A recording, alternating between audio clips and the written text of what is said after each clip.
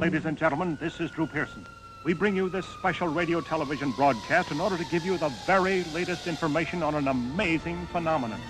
The arrival of a spaceship in Washington. The Army has taken every precaution to meet any emergency which may develop. Just a minute, ladies and gentlemen, I think something is happening. Hello and welcome to the sophomore effort of the Film Ireland podcast, the podcast that is so intensely unreliable and unconcrete at the moment that they won't allow us stop saying the number of podcasts we are in until the 31st and a half to 1. I want to see do you want to take a sophomore effort at saying the word Ireland there? Ireland? Created at the start. Film Ireland? Film all right Ireland. there. Sorry, I've just been living in American movies all week far too much. Yeah, so we're Hollywood whores this week. It's all... Yeah, we've got no domestic news. I'm Donnchadh Tiernan. I'm Ruairí Moore. And we're going to be talking some movies with you for the next however long they edit us down to. There'll probably be in excess of 5 hours sitting in this dusty basement right about now. Yeah, but presumably it'll be a more comfortable 50-minute listen for you. Alright then, let's kick right into it. We're going to start off with a bit of movie news. I'm going to bring something to the table which I think particularly sad and tragic, and that is that Edgar Wright is off the directing seat for what would be the first movie in Marvel's third phase, Ant-Man, titled. Already cast with Michael Douglas and Paul Rudd. And I'm particularly sickened about this. I mean, they're still going to use the script that he's written with Adam Buxton. Adam Buxton if you haven't listened to Adam and Joe Cornish's BBC podcasts, they're truly hilarious. Adam Buxton's first film, Joe Cornish's first film, his radio partner was the brilliant Attack the Block. They wrote the script together. Wright was going to direct it. It went through several phases. He's been on board since 2005. He came on board the same time Jon Favreau did for Iron Man 1. So he's been on board with these guys for a while. Pretty much since Shaun of the Dead. Since he did Shaun of the Dead. So I'm kind of sickened to see this him depart. I would have loved to seen his take on this. Yeah, I mean, when you say they're using the same script, I think the heart of the issue was Marvel took a script and edited it, which I'd imagine they do for every single film. Like they give the writer or director Edward back a Norton's draft. Incredible Hulk withdrew his name from the and screenwriting look what effort. happened. Yeah, but so when you say Edgar Wright's script, I'd imagine it was what they did to his script that kind of spurred this. But I say what they did as if it's a big travesty. I mean, I'd say it was we're saying, are you still using his script? They're saying, well, do you still want the money? Yeah, pretty much. But I mean, real sickener though, and it kind of shows the direction that Marvel might have changed since they first started this. I don't know. See, my whole thing about Edgar Wright was Marvel have been getting a whole lot of praise lately in recent years, and for good reason, for kind of the creative freedom that the people they put in charge have. But Edgar Wright was a different ball game in a sense. Joss Whedon was someone who, as we saw with the Avengers, kind of did the formula they want as well as it can be done while giving it its own little twist. Whereas Edgar Wright, I think, would have been a different kind of film. I'm sick and I won't get to see it. I was genuinely looking forward to it. Yeah. But I can also understand the decision. I think it was, is it John Gunn doing Guardians of the Galaxy? That's right, yeah. James Gunn. James Gunn. God damn it. Should have gone with Gunn. Like we were friends or something. Blasphemy's illegal in Ireland. We're careful. God damn it. Okay, apologies. And this is Guardians of the Galaxy, damn it. But that's right, we are actually in Ireland, so blasphemize away. Jesus Christ. We've annexed this tiny basement, so it's fine. He came out basically saying, James Gunn came out basically saying that it's kind of like when two friends of yours are in a relationship and split up and you love them both equally, yada yada yada. The sense of it being that he's going to go on and do something else now. I'm perfectly happy to see that. With Ant-Man, I don't know. I never had the hugest hopes for it. Edgar Wright added to it, but we'll see. You see, for me, I've read a lot of comic books featuring Ant-Man, but never a solo vehicle. He always makes for a great despicable side character in the Marvel Universe because he's either helpful or evil, or sometimes weirdly sexy. He does get quite a few women. Well, he can enlarge at will. So. Yeah, this is true. Sorry. But I was very interested to see what Edgar Wright was doing with this, because the thought, there are so many more pit stops in the Marvel Universe I'd make before Ant-Man. Yeah. And they were chucking quite a bit of budget at it. Paul Rudd, Michael Douglas. I mean, of course, you have to take into account that the very best characters in the Marvel universe, Marvel Studios, aren't within a hair's length of owning We'll get to that ever later. again. Yeah, I would have liked to see what he'd done. Now he's going to go back.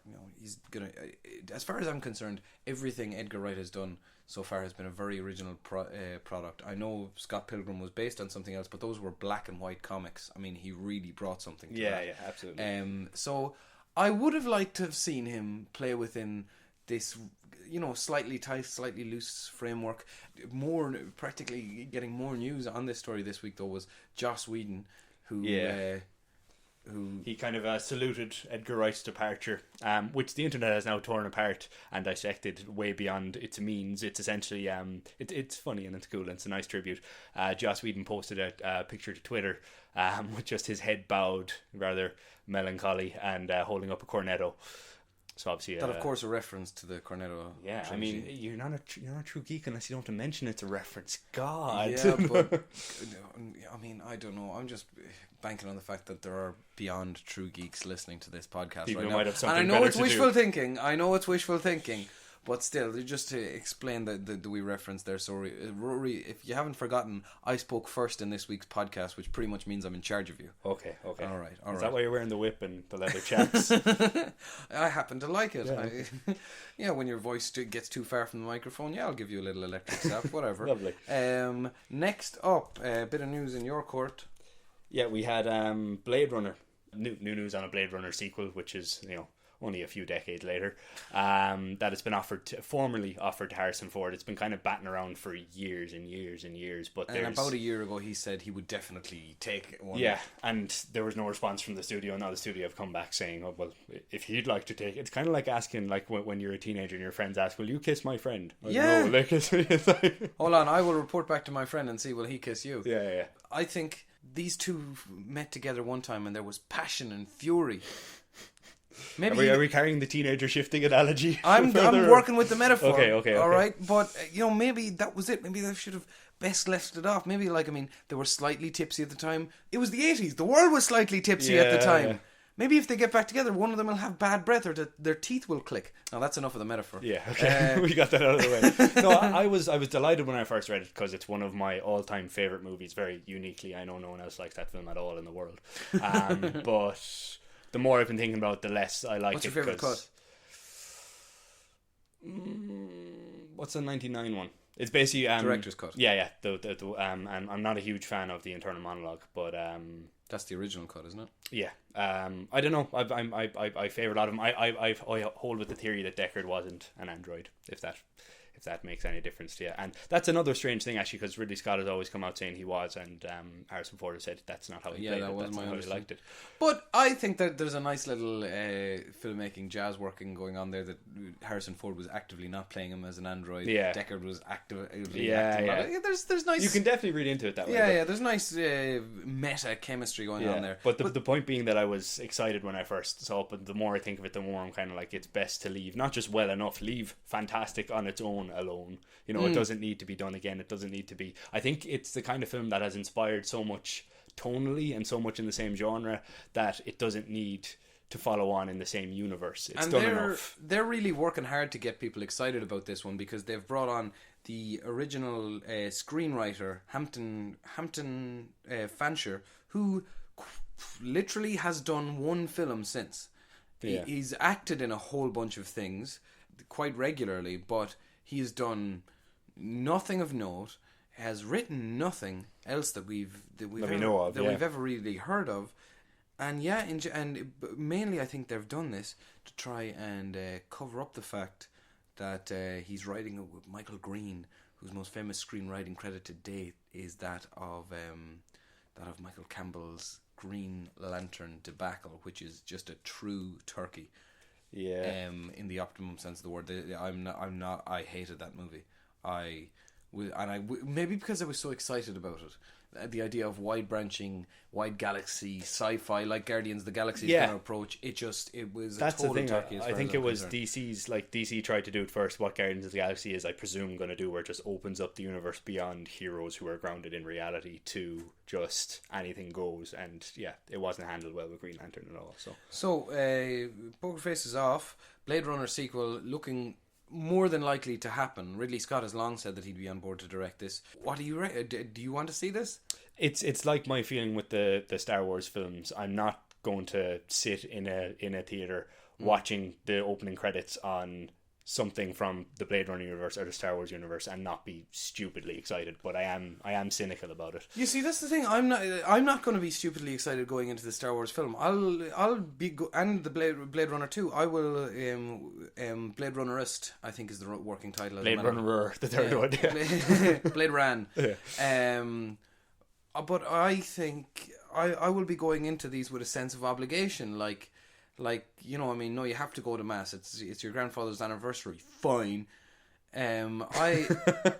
Who's making you go to this? Probably me. The fact that there's a new Star Wars or Blade Runner, you'll have to have an opinion on this. Yeah. I don't know. Like, when I say excited for Star Wars, more wary for Blade Runner, but I'm still going to be there on the first night it's out.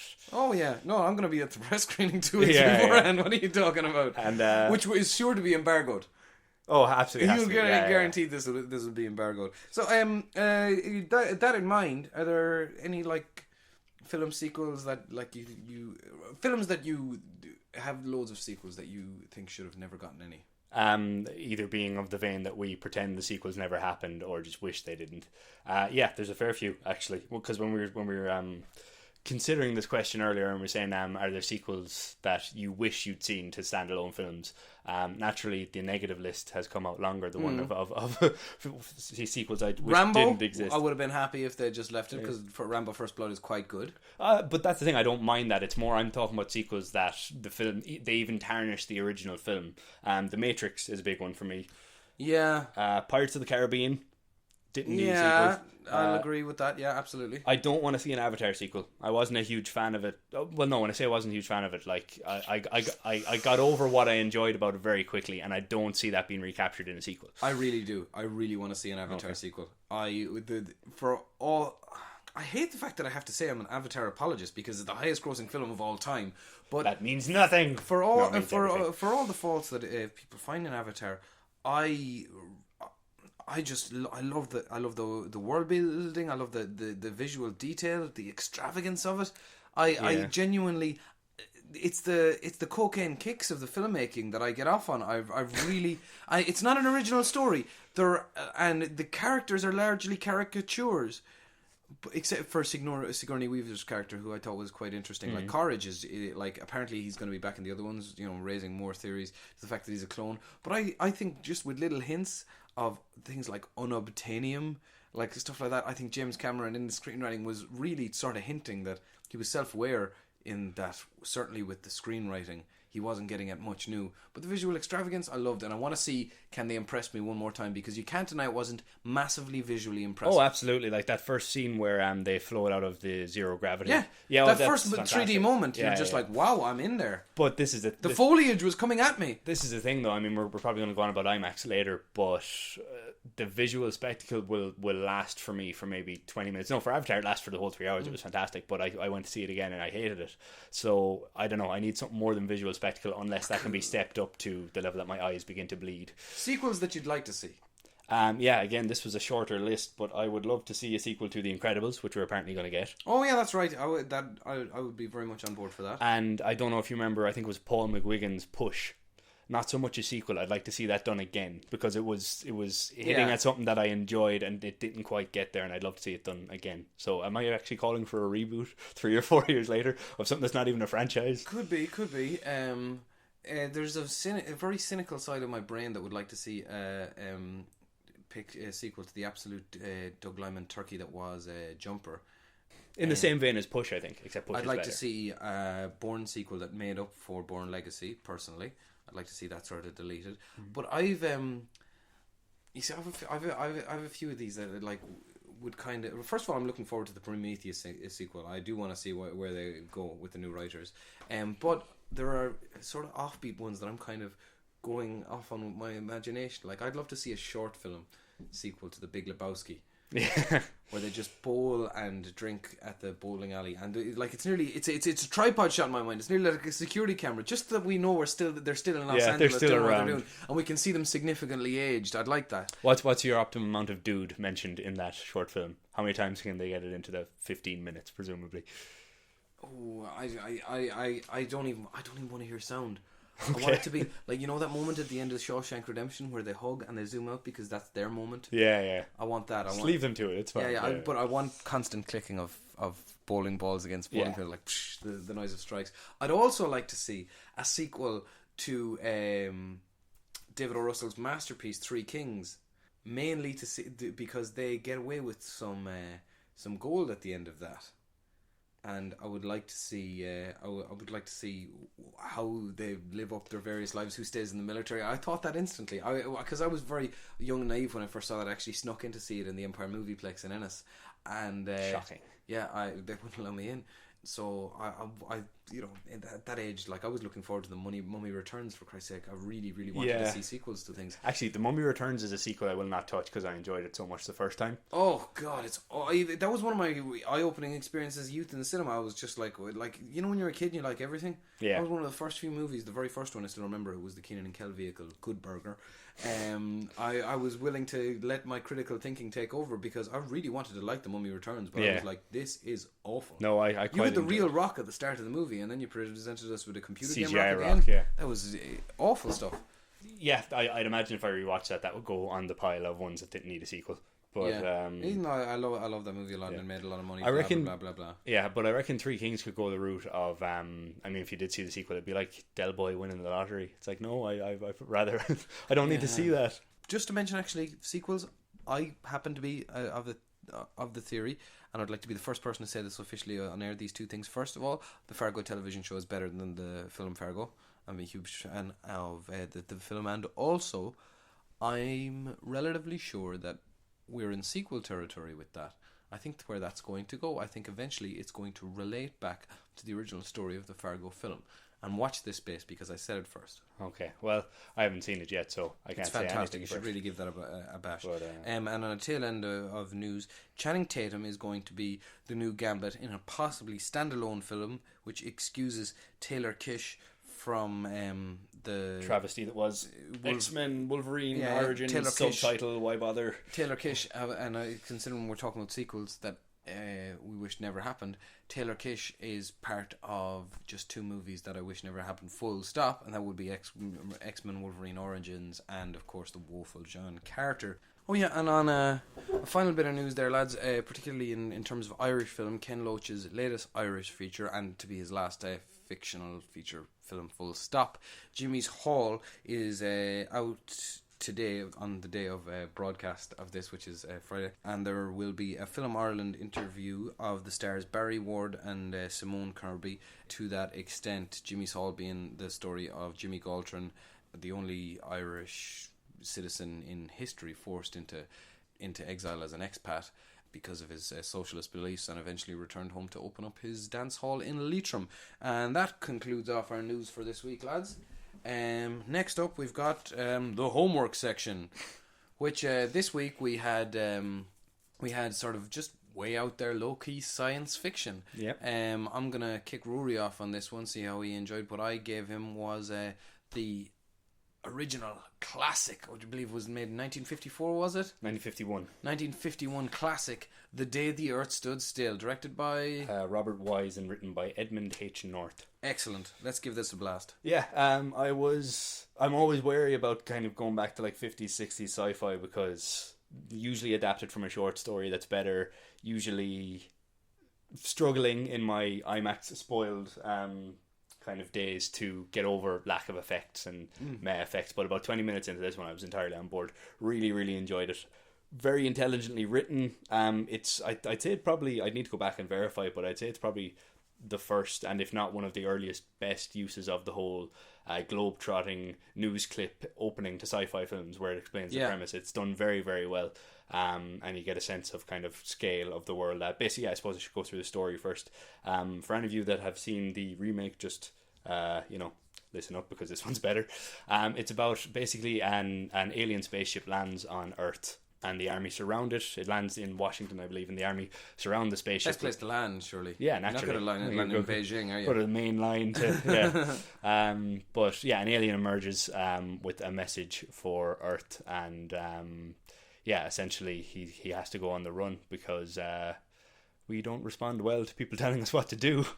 Essentially, it was obviously made in 1951, so it's bound up. Like the Cold War theme is just seeps out of it. It's all about the Cold War, the arms race. It's this alien Klaatu from an unnamed planet that arrives on Earth to essentially tell us that if humanity, presumably it's the Galactic Mensa. Yeah, something like this. They're tall and intelligent looking. I'm sure if you measured their cranium, it would come back with a good result. It was that kind of actor. It's essentially this, the alien Klaatu comes to Earth to warn us that if we don't curb our warfaring ways, our new development of atomic weapons, if we don't put it towards something more constructive than blowing the shit out of one another, then other planets will have to take note, and it will not end well for Earth, essentially. Yeah, really good, intelligent script.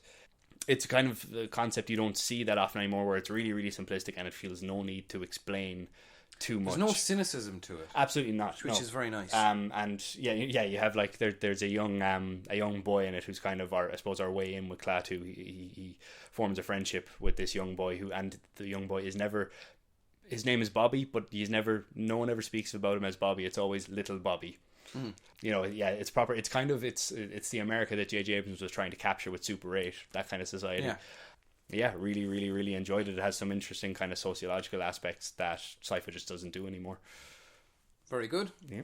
Well, my Rory's homework, which was a complete curveball for me this week, was the 1985 New Zealand sci-fi post-apocalyptic drama called The Quiet Earth.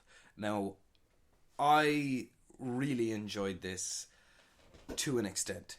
What I enjoyed about it and why I enjoyed it just far outweighs the rest of what I did not enjoy. Essentially, this film, 1985, was written by Craig Harrison, who also wrote the novel, and a guy called Bill Baer, and directed by a guy called Jeff Murphy, who went on to do the likes of Young Guns 2, and also was second unit director on the Lord of the Rings films, and he also was second unit director on none other than Irish star vehicle for Irish superstar Pierce Brosnan, Dante's Peak. That's right. But he started off with something very ambitious, I gotta say.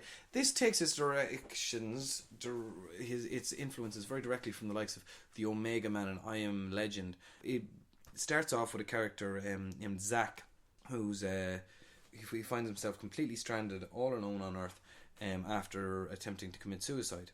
And then he banters around the place and sees for about the first 40 odd minutes of the film, sees the world as completely empty. He is brilliantly played by a guy called Bruno Lawrenson, who I've never really seen before, but is a dead ringer for Red out of Saved by the Bell.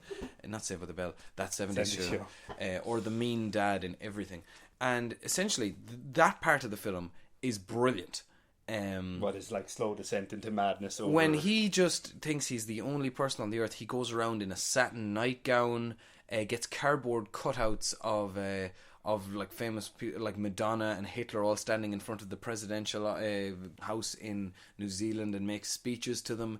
Like, my very favourite part of this now is where he's just speeding around the country on a train, driving the train. I thought that was brilliant. Yeah, that was wonderful. And there's a brilliant moment as well where he kicks his way into a church. It's kind of towards the end of his just spiral down to madness when he's wearing the nightgown, and he kicks open the door of a church and comes in with a shotgun and starts puts it up to the cross. Yeah, screaming out for God to appear, and he points the gun at Jesus and says, "Come out," or the kid gets it. It's fantastic.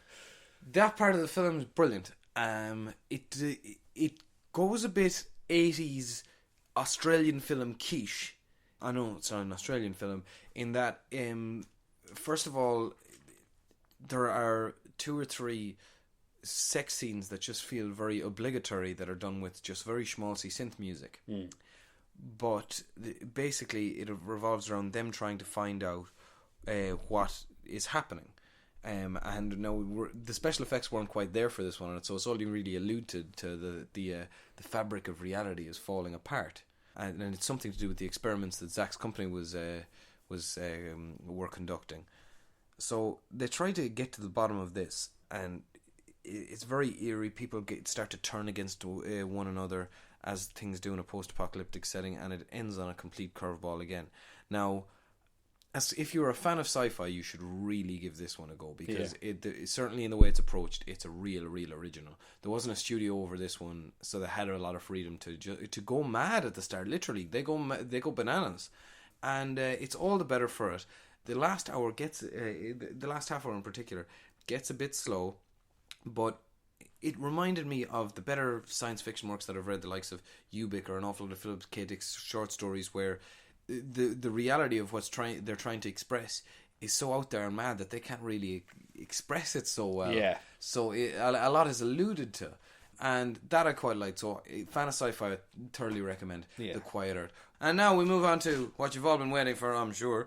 Or fast forwarding to.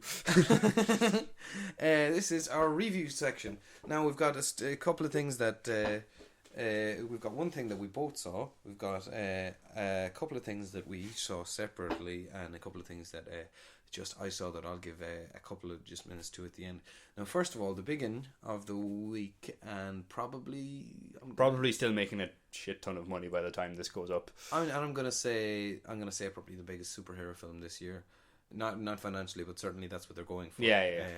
Is X-Men: Days of Future Past, which at last makes a time-travel-y stab at reuniting the casts of both Bryan Singer's original franchise and the one kicked off by Matthew Vaughn just last year. Now, I quite like this. Here's where I'm coming from when I say I'm liking it. I really think that they have purposefully dropped the ball on trying to create a separate superhero realm for the movies, and they've just given into the storyline physics and values of comic books and cartoons to this regard. Now, what we've got here is this. Basically what happens is you start off in the Matrix, essentially the real world from the Matrix, where everything is horrible because there's these sentinels that hunt down mutants and anyone who might help mutants, right? Yeah. And then a mutant called Kitty Pryde, played by Ellen Page, hurtles Wolverine's consciousness back in time, because with some awful Basil exposition, his is the only mind that might bend and not break. He arrives back in the 1970s, and it's his job to get the Mighty Ducks back together, if you will, with young Charles and young Eric, vis-a-vis Professor X and Magneto, and try and stop Jennifer Lawrence's shape-shifting mutant Mystique from assassinating Peter Dinklage's Bolivar Trask in a hope to stop the chain reaction of events that leads to this horrible dark future. We've got an awful lot of the story beats you're expecting. We've got guest appearances from quite a few mutants, but the direction they take that is quite different from, let's say, the likes of Avengers Assemble, where they try to really balance out character pacing, and that is that they give the characters moments and spectacle and leave it off, and there's very only core arcs for the core mutants that we're supposed to care about, essentially, and there's bare 3, max 4 that are allowed to attempt to carry the plot emotionally, and everybody else is just there for a sideshow and to help out. Yeah. Now, this film, the meat of it, I reckon, are the set pieces, which I thought, for a film that I counted 7 in the film in entirety, and I enjoyed all of them quite a bit. The set pieces are carried off very well. Bryan Singer shoots good action. He does, and I enjoyed the pacing for what's in it. I wasn't bored for a second, and overall I thought it was a welcome return to form for this franchise. I thought this colour palette was kind of experimented, but not successfully, with X-Men First Class, which I thought was fun but quite messy. Whereas here, I just thought this was action, colour, flash, bang, go. I was entertained start to finish, quite frankly. Yeah, I think we're our fundamental disagreement on this is that you're talking about set pieces being the meat of it, and the set pieces are absolutely fantastic.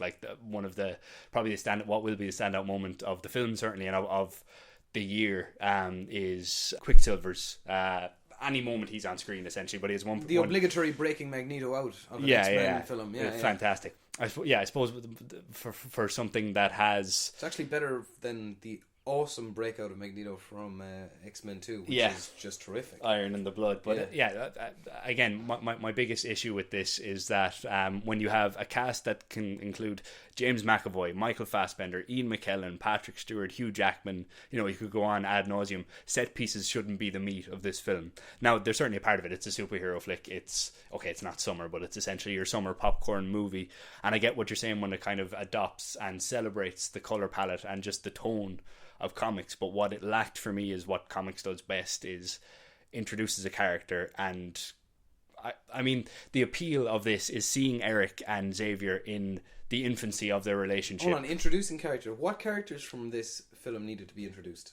Well, we had a Xavier that was completely different from any other kind of Xavier. And he was introduced quite adequately. He was, but he was the only one to get an arc. We also had a Magneto who went from a moment, there's one moment between him and Xavier on the aeroplane where there's some kind of conflict, and the rest of it he froths at the mouth just enough that it's okay, he's the villain now, he's wearing a cape and the helmet, and there just weren't any. Where did he get the cape? Yeah, he has them stored somewhere, I'm sure. No, what I wanted, I suppose, was I wanted more history for how to say this without it getting convoluted. I wanted more history for the past. 10 years have passed between Days of Future Past and First Class for young Xavier and young Eric, and I don't feel like, it's not that it needed to be explored more, but I didn't feel the weight of that. It could have happened 2 minutes after the last film. And see, the reason I kind of liked it and was definitely okay with it, with that lack of history, is because I thought, yeah, fair enough, there have been very successful comic book movies, excursions into movies by the comic book world,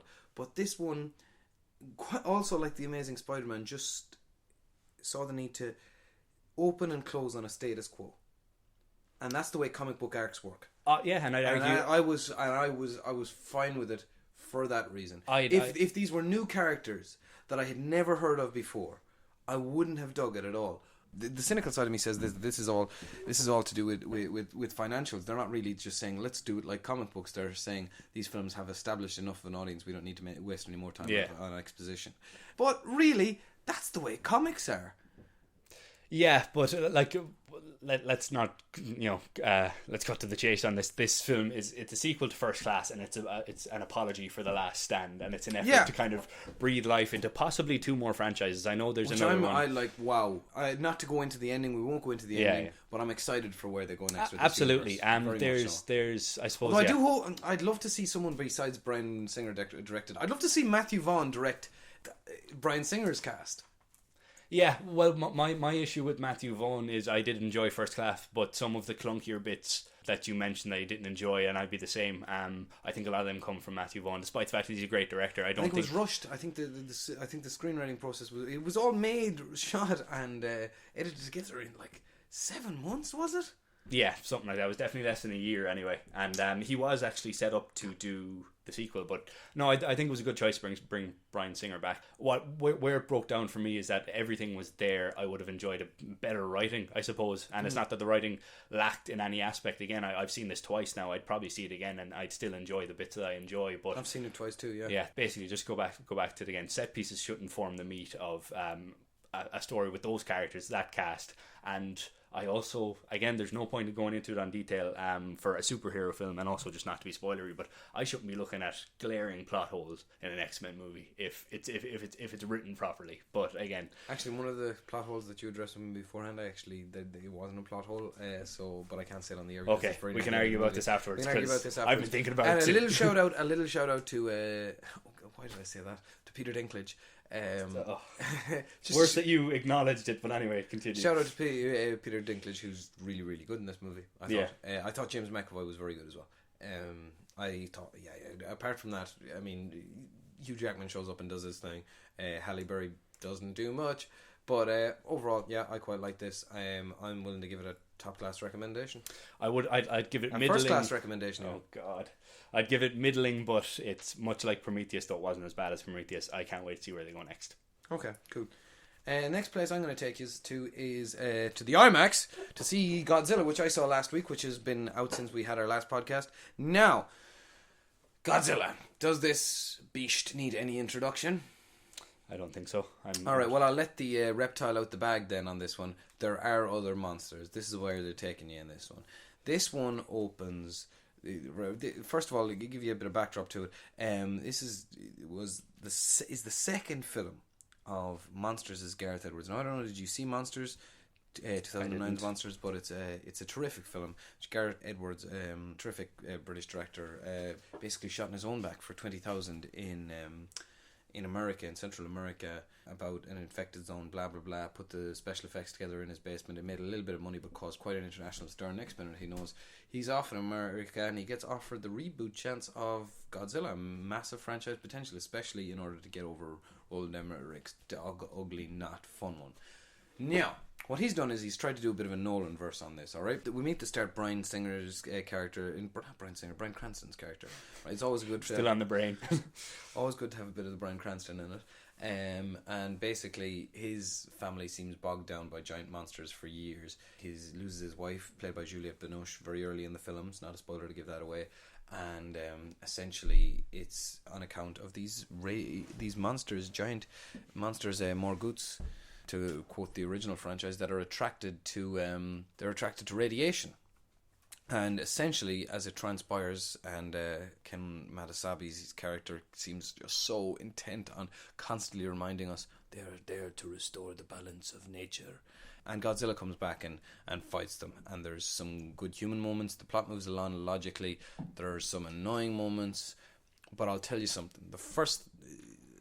Before I even go near the rest of this, if the option is still there to any listener to see this on IMAX, don't waste any time listening to the rest of this podcast. Get out there, because it's a serious IMAX show. There's a pause button. You can use that. It is a serious IMAX show. The sound is just wow. I mean, as well, if you just sit 3 or 4 rows from the top at not to get away. What's the name of the one on Parnell Street? Cineworld. The Cineworld IMAX. Just sit 3-4 rows from the front and centre, and wow, they do the same. Edwards employs an awful lot of the same tricks that Guillermo del Toro did with Pacific Rim, in that he shoots even the CGI heavy shots from a ground perspective or from an imaginary mounted helicopter, just so that you're not doing Fruit Loops around these stupidly big things like in a Michael Bay movie. It always feels like a real concrete shot. Yeah. We've also got what's his name, McGinty, Aaron Taylor Johnston playing a Marine who's married to Elizabeth Olsen, who have a bit of one of the more typical notes of the movie. But I quite like this. I don't know how much I will like it on a smaller screen with not as good sound, but I quite like this. There's human character to the monster Godzilla and to the other ones, and they're not just beasts, and that's, I think, a demonstrable quality that Gareth Edwards might have shown the world in Monsters, that he's brought along to this show. And if you can't see this in IMAX, I would recommend it. And whatever, if you can see it on a large screen, yeah, go. Genuinely, this is one for the cinema. I said the same about Pacific Rim. I still quite like Pacific Rim. Who knows how this will hold out, but get to see it while you can. The IMAX gives films like this better stars, in my opinions. Yeah, I think it's made its money anyway. It's getting a sequel. It is getting a sequel. Also, Gareth Edwards. Gareth Edwards not so he can't have done too bad. I just for clarification's sake, I haven't seen it. I am very much interested in seeing it, so we will see. Yeah, I suppose to bash on to... You're going to talk to me about? My Edge of Tomorrow. Cool. The new Tom Cruise vehicle. Genuinely enjoyed this one. It should be out by the time this goes live. It will, yeah. Also saw it in IMAX and definitely added a lot to it, but strip away the IMAX and there's still a lot there to enjoy. Again, for clarification's purpose, I'm not the biggest Tom Cruise fan. I was probably going in, like no film critic should, but weighed down by a bit of cynicism. But I really enjoyed it. Intelligent script. I suppose to give a quick rundown of the plot. Basically, we're in a future world at war. Tom Cruise used to run a few... I have a bad joke if you want to say you're not the biggest Tom Cruise fan anymore. Well, go on. Hit me. Say it again. I'm not the biggest Tom Cruise fan. Well, it's okay. You won't have to worry about a big Tom Cruise. Hey-oh! Anyway, go on. Sorry. Okay, that would be an interesting twist on Godzilla. Yeah, so we have Tom Cruise as an an officer in a future American army, fighting off this unknown threat, basically, kind of an alien life that seems to want to mine the minerals of Earth. We must have the best minerals in the universe. But so Tom Cruise is a PR man for the army. He's in charge of campaigns to recruit people, to kind of bolster the war effort and basically make it seem like it's going a hell of a lot better than it is, before Brendan Gleeson makes a cameo as a general here. Before his... Thank goodness. Yeah, it's fantastic. I thought he'd stopped appearing in everything that's made. That's good. I'm glad to hear that. There's a certain level of fame you reach where you're allowed to use your bog standard Irish accent, and people say, yeah, he's a general in the American army. So what? Do you remember in the 1990s when Brendan Gleeson was in everything? Yeah. He's still in everything now, but we know who he is. It's terrific. But yeah, anyway, we have Tom Cruise is dropped into a war zone, basically in another effort to bolster the war effort, to put a positive PR spin on people in the front line, in the trenches, and he's not happy with this at all. He's an absolute coward, tries everything he can to weasel his way out of it and is unable to, is shipped out and dies within 5 minutes of landing on the beach, only to wake up that morning again in handcuffs where he was originally dropped, to basically live out the same battle again and again and again. Not to go into spoiler territory, I suppose, he teams up with Emily Blunt's, she's called the Angel of Dunkirk, for a battle that she won almost single-handedly in her first day as a soldier, and it's revealed that she did this through the ability to restart the day once she dies and try again and get better and better. It's kind of Groundhog Day with a sci-fi twist. Tom Cruise finds himself with this same ability and kind of has to use it to basically win the war. Very, very good. Intelligent script, really funny. It makes use of the repeated day trope without getting tiresome. It draws a lot from other sci-fi influences. Like there's a kind of a unit he's placed with that there's a very kind of Aliens vibe to them, or Starship Troopers, which I'm a massive fan of. Yeah, but there's that nice kind of lived-in vibe of I suppose a soldier platoon that makes it just more relatable, and you actually care what happens to them, which is a big thing. Basically, the biggest thing about this film for me is that it could have gone the route of most third act sci-fi films do, of just blowing shit up and me not giving a crap about character, but it doesn't. It really focuses on the relationships in this, and to its benefit, it's a great film, and catch it if you can.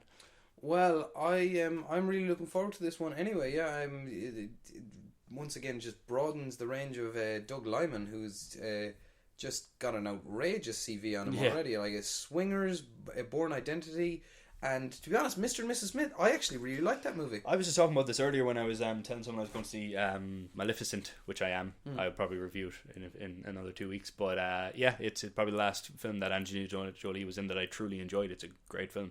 That said, I haven't seen Changeling, but anyway. It's very good. Now, before I get on to... I've got one last wee spiel in me. I'm going to talk very briefly about two films playing at the IFI this week, one of which I will have a review up on the Film Ireland website this week. It's the latest from Roman Polanski. It's called Venus in Fur. It's his second in a row production where it's just him doing a one-act play, filming it just wonderfully as only Roman Polanski can. This one sees Matthew Almarac as a play director, Thomas, team up with Emmanuelle Senior, who's Polanski's real life wife, as an actress auditioning for a part in his play Venus in Furs.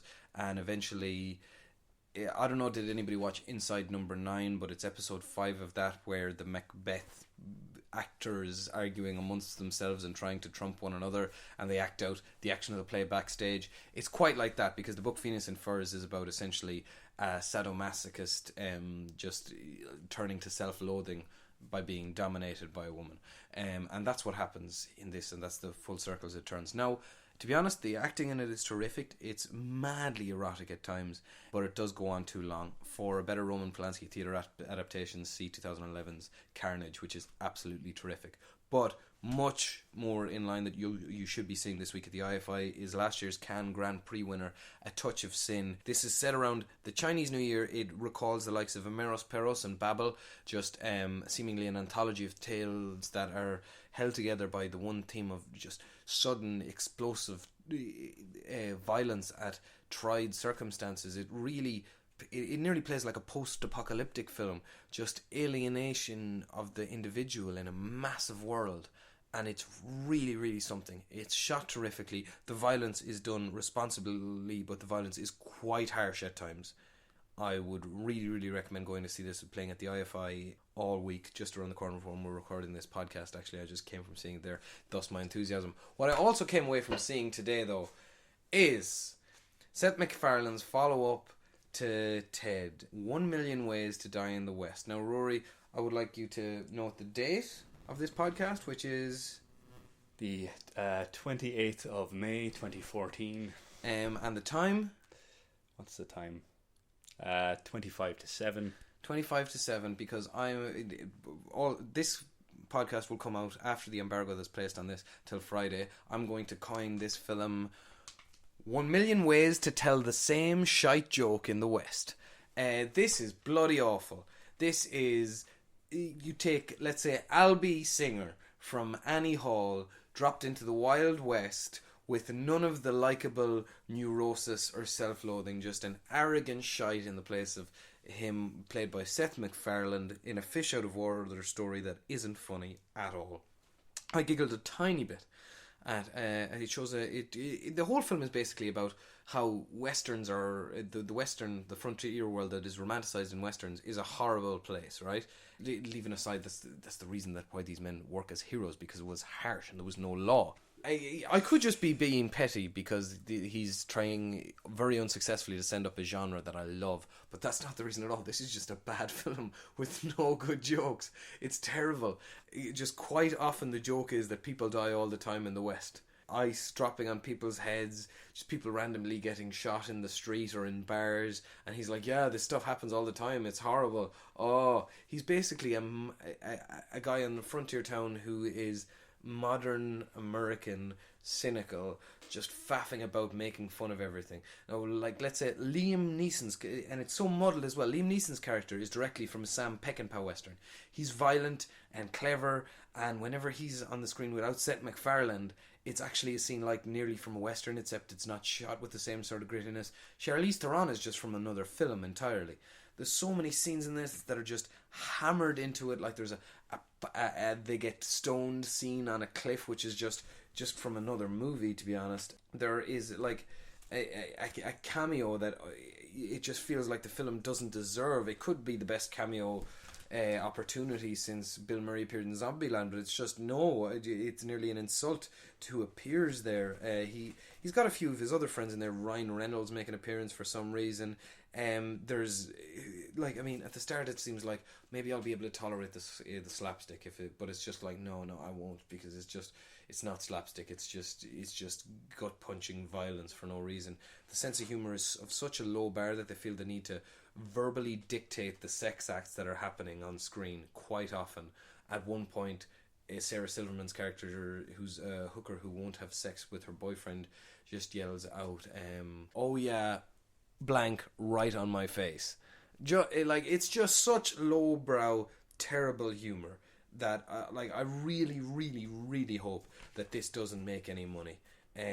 Genuinely, I know it will make a certain amount, but I hope it doesn't gather any word of mouth, because it really doesn't deserve to. The one thing that I can possibly take away from this is that this is a snack alluded to at the fair, sugared butter shavings, which, to be honest, I'd like to kind of try that. But if you'd like to try that also, please try the sugared butter shavings. Steer clear of this. Don't give anybody any money for this. This is not worth yours. This is a terrible, terrible, terrible movie. The terrible movie jury decision, what's the word? Verdicts at the press screenings that I was there. There was a blank silence as I came out, and then I broke the silence in the toilet of the Lighthouse Cinema by uttering, "What a bag of shit." And then everybody just exploded all over. This is a terrible movie. Let's hope it gets the thrashing it deserves. Yeah, I haven't seen this one. Bad reviews often either send me more eager, make me more eager to see a film, or make me avoid it. But I have a contender, given that I haven't seen A Million Ways to Die in the West, for one of the worst films I've seen in a long time, and that's Seth Rogen's and Judd Apatow's Bad Neighbours, which I saw last night in Cineworld. And yeah, it basically... feels a bit similar to I suppose, the kind of main character of A Million Ways to Die in the West, in that it's an everyman who kind of gets the girl, but this is after the fact. He's living in suburbia with his wife. They tied up every penny they have in this house, and suddenly a frat moves next door. They can't afford to move, and they have a young daughter who is constantly woken by these parties and is just making their life hell. They kind of feel past it. They don't get to go out anymore. And it starts off with Zac Efron's frat house leader kind of on good terms with the family. He kind of says, if there's any trouble, let me know, come to us first instead of the cops. And then there's a night where the party goes on too much. They can't get through to Zac Efron's phone, and they call the police and cue this big, long, really drawn out prank war. That basically anyone's seen the trailer, pretty much, and most of the laughs are in the trailer, to be honest. I didn't expect it to be fantastic. A funny line that I saw from a clip in this that I have to interject. Now, by all accounts, I've heard nothing but bad reviews, but at one point Seth Rogen does say that he looks like he was constructed in a lab by gay guys. Yeah, and that happens about 15 minutes in, and I'm kind of like, this is going well, but it honestly just deteriorates from there. It's the kind of I'm sure there's a genre name for it. It's been around so long, but this kind of improvised humor where I shouldn't be sitting in a theatre looking at something saying there had to be a better take than that. Or it's kind of awkward pause humour that either goes to gross you out or the conversation just go on too long. It's terrible. People have too much respect for just the idea of improvisation these days without having someone there who's good at it. Absolutely, because I'd say the example I was going to use for this, and one I'm very excited to see the sequel to, is 21 Jump Street, where I went in expecting a kind of a by the numbers, few laughs, which is what I always expect from these films.